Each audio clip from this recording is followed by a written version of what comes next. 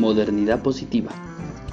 Es una época de sentido donde el sujeto racionaliza e interioriza sus acciones, aplicadas a un presente, conformando así la modernidad, la cual expresa un conjunto de acciones históricas materiales que permiten pensar en todas las doctrinas ideológicas no problematizadas por la cultura tradicional. En nuestra actualidad, aún seguimos posicionando teorías, doctrinas e ideologías que al no ser puestas en contexto no responden a las necesidades de nuestra educación actual. Una de estas teorías es el positivismo, que aún está presente en las aulas escolares con aquellos docentes que se oponen a salir de un sistema de repetición a la innovación, de lo memorístico a lo práctico, de lo tradicional a lo moderno, por no crear nuevas estrategias que lleven al estudiante a tener un pensamiento crítico, con el fin último de no salir de esa zona de confort que el mismo sistema les otorga. Es entonces donde podemos interrogarnos acerca de ¿qué es el positivismo?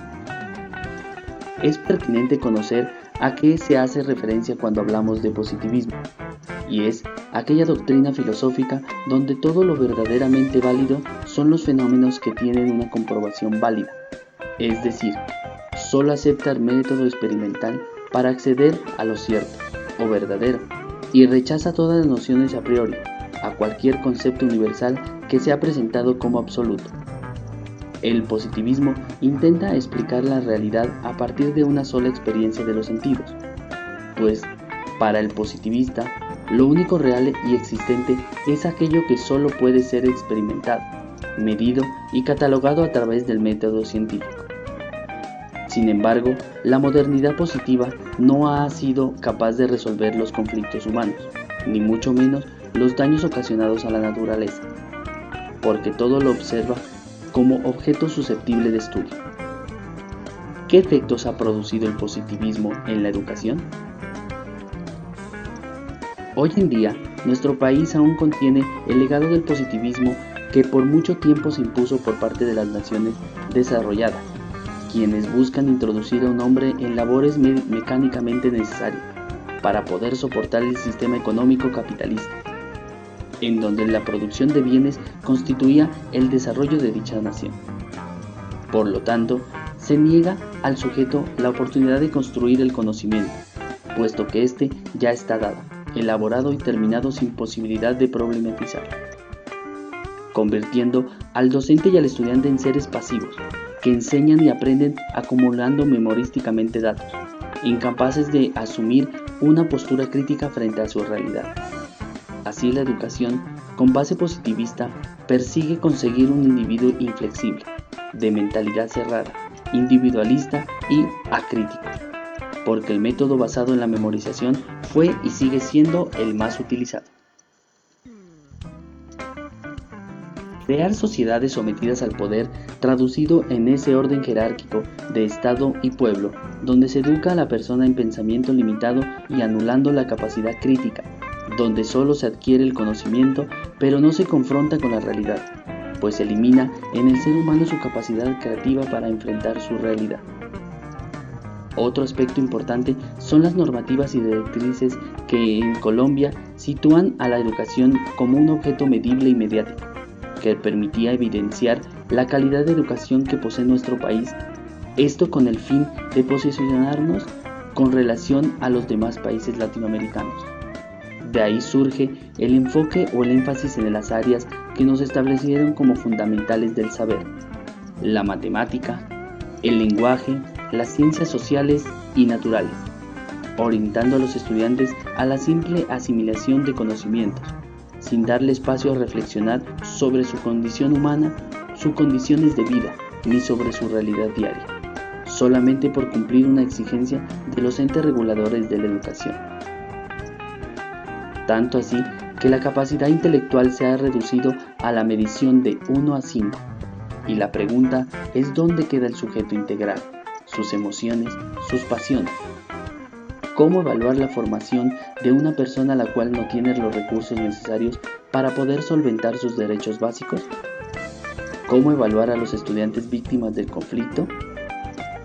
¿Cómo evaluar a los estudiantes con discapacidad?